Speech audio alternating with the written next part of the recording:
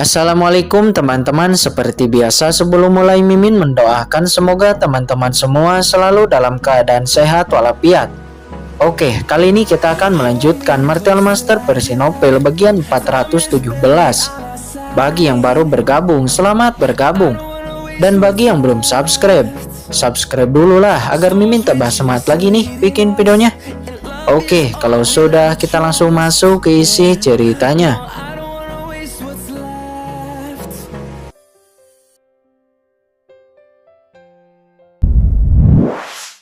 Aku ingin tahu apakah Kakak Ji bersedia mengajak Jiun. Tentu saja ini suatu kehormatan besar, kata Jiruri. Dia sangat senang. Dia merasa bahwa undangannya kepada Kinchen benar-benar tepat. Yuk Jiki, kamu kembalilah ke keluarga. Katakan bahwa aku akan pergi ke rumah keluarga Ji, sehingga keluarga tidak perlu khawatir, kata Pri Jiun kepada bawahannya. Baik.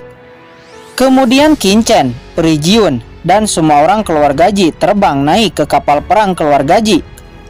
Kapal perang bergerak dan terbang menuju rumah keluarga Ji. Setelah masuk ke kapal perang, nampak ruang di dalam kapal perang sangat luas. Ada banyak meja. Setiap meja penuh dengan buah-buahan yang langka. Wah, sangat indah. Tidak ada hal yang menyenangkan seperti ini di pegunungan. Wajah Kinchen senang. Dia langsung bergegas ke sebuah sofa begitu saja, lalu berbaring, memetik buah anggur dan memakannya. Enak, sangat manis. Kamu, bangunlah, ini tempat tidurku. Jiruxing mendengus. Wajahnya yang cantik tiba-tiba berkedut. Pria bau ini benar-benar tidak tahu malu. Beraninya menodai sofa dupaku. Hei, apakah ini tempat tidurmu? Tidak heran, itu sangat harum. Tapi saya seorang tamu. Bukankah kamu harus memberikan sofa ini kepada seorang tamu? Kata Kinchen. Pri Jiun juga adalah tamu. Mengapa kamu tidak pergi dan biarkan saya dan Pri Jiun duduk? Siapa yang membiarkannya untuk tidak duduk? Ayo duduk di sini. Kinchen menepuk sisi sofa. Masih ada tempat yang besar. Apakah kamu gila? Kamu seorang lelaki. Bagaimana kami bisa duduk bersamamu? Ya sudah kalau tidak mau. Kinchen mengabaikan Jiruxing, lalu mengambil buah apel dan menggigitnya. Kamu! Jiruxing sangat kesal, lalu dengan marah duduk di satu sisi kursi, lalu berkata, berkendara lebih cepat, saya ingin pulang lebih awal. Baik, pelayan yang mengendalikan kapal berkeringat dingin, lalu mempercepat penerbangan kapal. Di dalam kapal, Kinchen bersila, menutup mata dan berkultivasi, karena sebelumnya menelan buah dao itu belum diserap sepenuhnya. Pri Jiun dan lainnya juga berkultivasi.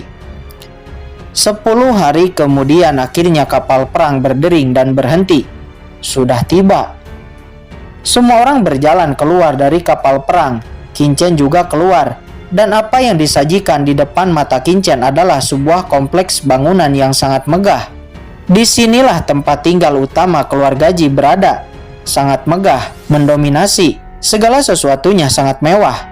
Kinchen menggelengkan kepalanya, mengingat bahwa keluarga Ji dulu tidak seperti ini. Keluarga tersembunyi itu sangat rendah hati dan terkendali. Tetapi sekarang itu seperti orang kaya baru. Selain itu, tempat ini diselimuti banyak batasan. Dan di langit ada banyak orang kuat yang sedang berpatroli. Di bawah kepemimpinan Jiruri, semua orang masuk ke rumah Ji. Di mana-mana ada penjaga yang kuat dengan baju besi.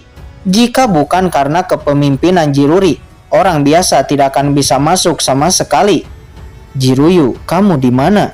Hati Kinchen sedikit tergerak, tapi dia tidak berani untuk melepaskan kekuatan ilahinya untuk memindai, karena takut akan diketahui oleh kekuatan teratas yang ada di keluarga Ji. Jiruri membawa Kinchen ke sebuah halaman, yang dimana di halaman ini terdapat banyak jenius yang direkrut oleh keluarga Ji. Melihat Jiruri dan Jiruxing, orang-orang ini langsung memberi hormat. Di saat melihat Pri Jiun, mereka juga memberi hormat dan tersenyum. Adapun Kinchen secara alami dia diabaikan oleh para jenius ini. Saudara Tiniu dan Pri Jiun beristirahatlah di sini. Adapun masalah tentang adik Ruyu, saya akan melaporkannya terlebih dahulu kepada ayah. kata Jiruri. Masalah Nona Jiruyu, memangnya ada apa? Para jenius itu nampak heran. Jiruxing kemudian mendengus dan berkata, orang ini bernama Tiniu. Saya tidak tahu dari mana dia berasal. Datang ke keluarga Ji, dia jatuh cinta kepada saudara Jiruyu dan ingin menikahi saudara perempuan saya, Jiruyu, sebagai istrinya. Setelah mendengar ini, semua mata para jenius itu tertuju kepada Kinchen. Apa anak ini ingin memperistri Nona Jiruyu? Siapa yang memberi anak ini keberanian seperti itu? Melihat rencananya berhasil untuk membangkitkan kemarahan para jenius ini, Jiruxing nampak senang. Kakak Jiun, tunggu di sini, aku akan pergi mencari ayahku dulu. Setelah mengatakan itu, Jiruxing melompat dan lari. Ruxing ini. Prijiun terdiam, dia tahu rencana Jiruxing. Benar saja, setelah Jiruxing pergi, suasana di lapangan menjadi tidak terkendali. Hei Na, saya dengar kamu datang ke sini untuk melamar Nona Jiruyu. Benarkah? Kata seorang pria yang tidak diketahui namanya, namun terlihat rambutnya pirang. Jadi kita panggil saja pria berambut pirang. Yah, kenapa? Apakah kamu punya pendapat? Kata Kinchen. Sudahlah, jangan bertengkar. Prijiun tersenyum. Bagaimanapun dia tahu kekuatan Kinchen. Bahkan Mo Qianyuan dikalahkan dengan mudah. Setelah Prijiun berbicara seperti melindungi Kinchen, para jenius itu malah semakin panas. Kamu Tiniu kan? Saya ingin bertukar pukulan dengan Anda, kata pria berambut pirang. Kinchen kemudian menoleh ke arah Prijiun dan berkata, orang ini ingin menantangku. Tidak masalah kan jika aku membunuh si idiot ini? Prijiun menggelengkan kepalanya. Ini adalah para jenius yang direkrut keluarga Ji. Lebih baik bagi Anda untuk berbelas kasih. Oh, begitu. Baiklah. Kinchen tersenyum. Begitu kata-kata ini jatuh, para jenius itu semakin tidak senang. Oke. Wajah pria berambut pirang itu suram. Sebuah pedang muncul di tangannya. Dia langsung melesat, menebas ke arah Kinchen. Karena kamu ingin datang, maka aku akan memenuhimu. Kinchen berkata dengan santai. Kinchen melambaikan tangannya. Telapak tangan Kinchen seperti gunung, menghancurkan cahaya pedang itu secara langsung. Dan kemudian menampar pria itu. Pria berambut pirang itu jatuh ke tanah dengan keras. Apa? Semua orang terkejut. Siapa lagi yang ingin melawanku sekarang? Kata Kinchen. Wajah para jenius itu ngeri. Tidak ada yang berani memprovokasi Kinchen lagi. Orang-orang ini. Prijiun menggelengkan kepalanya. Dia sudah lama mengatakannya. Tapi orang-orang ini tidak mendengarkan. Orang-orang ini membantu pria berambut pirang untuk bangun, kemudian berbalik dan lari. Namun sebelum itu dia berkata, jangan pikirkan untuk melamar Nona Jiruyu. Nona Jiruyu adalah orang yang disukai oleh Tuan Mudasu. Mendengar ini, Kinchen langsung mencegat mereka dan berkata, siapa itu Tuan Mudasu? Tuan Mudasu adalah jenius terkuat di antara yang direkrut. Dia sudah 5 tahun di keluarga Ji dan sudah mencapai ranah Martial Emperor. Dia sudah lama mengejar-ngejar Nona Jiruyu. Saya sarankan Anda untuk tetap low profile. Sialan, Tuan Mudasu itu berani merebut istriku. Dan lihatlah nanti bagaimana aku meledakkan kepalanya. Di mana dia? Tuan Mudasu sekarang sedang bertarung di luar. Tidak ada di rumah Ji. Kalau begitu, aku akan di sini menunggu si sialan Su itu kembali, kata Kinchen. Kemudian Kinchen menendang orang-orang itu. Orang-orang itu pun dengan cepat lari. Tuan Mudasu yang mereka katakan itu adalah Su Dongseng, kata Prijiun. Apakah kamu tahu? Kinchen menoleh kepada Prijiun. Tentu saja tahu, Su Dongseng adalah murid paling menonjol dari keluarga Ji. Dia sangat berbakat. Dan dia sangat menyukai Jiruyu dengan sepenuh hati. Tetapi dengan status keluarga Su-nya, dia tidak bisa dibandingkan dengan Jiruyu. Oleh karena itu, dia bergabung dengan keluarga Ji sebagai murid jenius. Itu semua dia lakukan agar bisa mendapatkan Jiruyu, kata Prijiun. Mata Kinchen memadat, kemudian berkata dengan dingin, Su Dongseng itu berani menginginkan wanitaku. Biarkan aku akan menunggunya untuk meledakkan kepalanya. Mendengar ini, Prijiun menggelengkan kepalanya. Dia tahu Kinchen kuat, tapi Su Dongseng sudah menjadi ahli Martial Emperor. bagaimanapun tidak bisa dibandingkan dengannya. Kenapa? Apakah kamu tidak percaya? Kata Qin Chen. Pri Jiun tidak menjawab, tapi dia kemudian berkata, Su Dongsheng memiliki dua bawahan yang sangat kuat. Jika kamu ingin mengalahkannya, kamu harus mengalahkan dua bawahannya terlebih dahulu. Di saat Qin Chen akan berkata, tiba-tiba di langit ada sinar cahaya yang berubah menjadi sesosok orang. Orang ini memakai baju besi keluarga Ji. Dengan cepat datang ke Qin Chen dan berkata, apakah yang mulia ini adalah Tie Niu? Ya, ini aku. Qin Chen mengangguk. Ayo ikuti aku, Penatua mengajakmu ke aula pertemuan. Oke. Qin Chen mengerti bahwa harus ada tanggapan setelah Jiruri melaporkan. Bisakah aku melihat Jiruyu? Qin Chen naik ke langit, terbang dan mengikuti pria itu.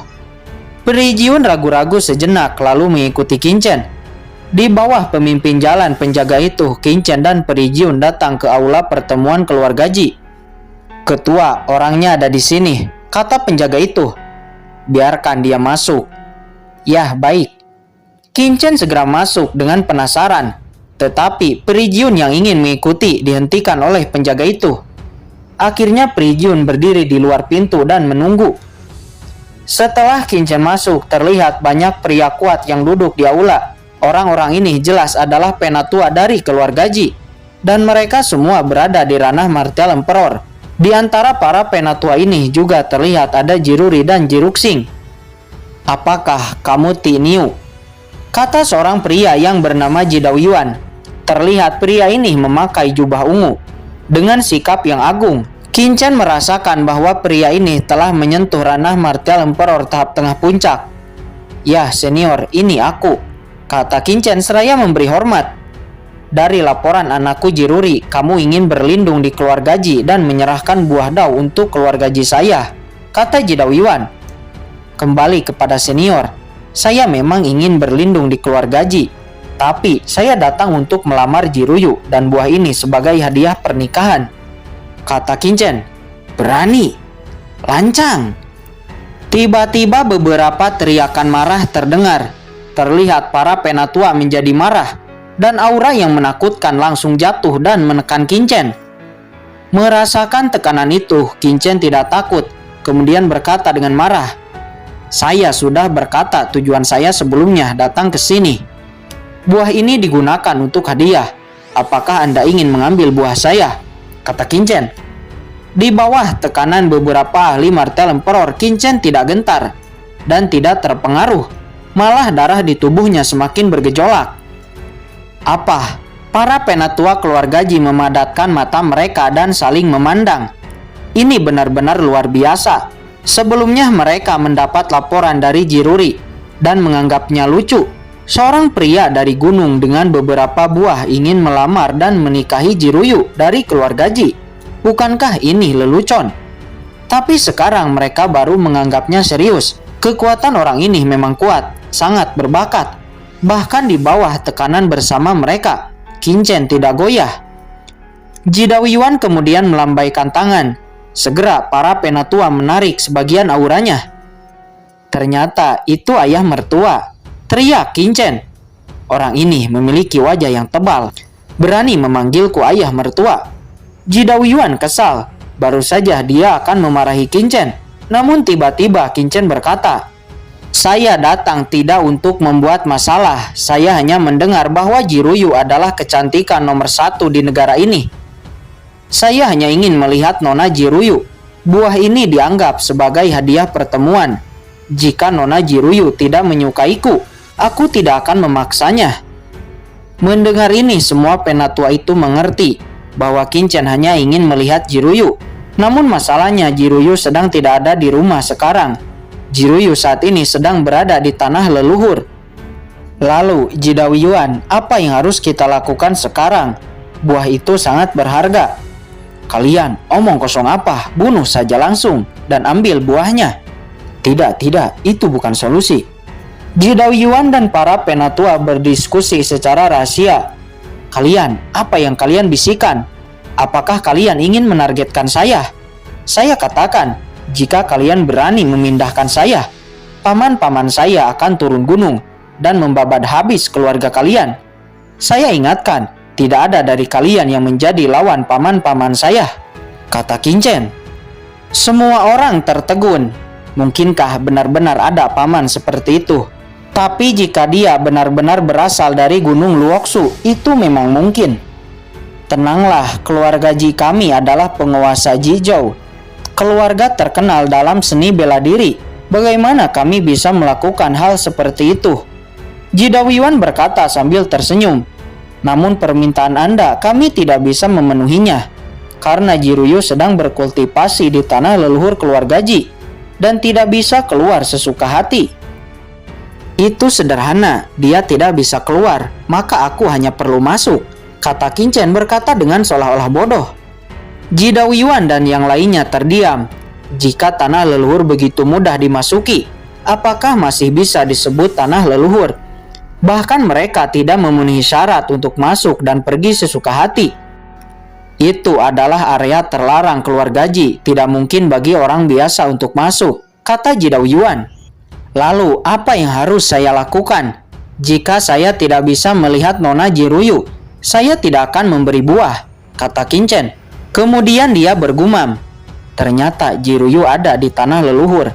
Tidak heran saya tidak merasakan napasnya. Tapi mengapa Ji Ruyu di tanah leluhur? Apakah dia dihukum? Tidak, saya harus memasuki tanah leluhur sesegera mungkin dan melihat Ji Ruyu.